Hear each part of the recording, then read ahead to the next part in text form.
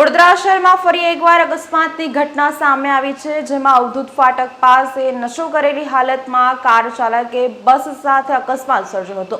રાવપુરા પોલીસે કાર ચાલકની અટકાયત કરી આગળની કાયદેસરની કાર્યવાહી હાથ ધરી। હોળીના દિવસે વડોદરામાં સર્જાયેલી કાર અકસ્માત લોકો હજી ભૂલ્યા નથી।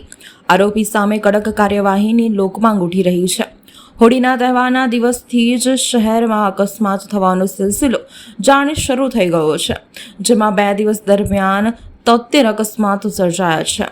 ત્યારે અવધૂત ફાટક પાસે 15 માર્ચના રોજ રાત્રિના સમયે બસ પસાર થઈ રહી હતી। તે દરમિયાન એક યુવક નશો કરેલી હાલતમાં કાર ચલાવતો તેની પાછળ અકસ્માત સર્જાયો હતો, જેની પર રાવપુરા પોલીસની જાણ થતાની સાથે જ તુરંત તેઓ ઘટનાસ્થળ ઉપર દોડી આવ્યા હતા।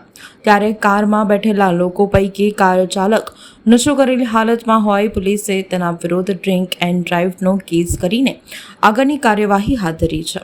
ઉલ્લેખનીય છે કે અકસ્માતના કારણે કોઈને ગંભીર પ્રકારની ઈજાઓ પહોંચી ન હતી।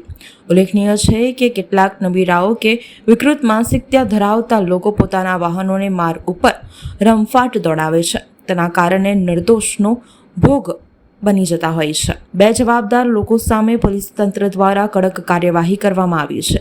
વાહન ચલાવવાના નિયમોનું ભાન કરાવે છે, સાથે જ ગાંધીના ગુજરાતમાં દારૂ, ડ્રગ્સ જેવી અસામાજિક પ્રવૃત્તિઓ ઉપર કડક અંકુશ મેળવાય, જેવી આવા અકસ્માતોનું પ્રમાણ પણ ઘટે, યુવાધન નશાના ચંગલમાં ફસાતો રોકી શકાય, જેથી પોલીસ પાસે હવે લોકોની ખૂબ જ અપેક્ષા છે।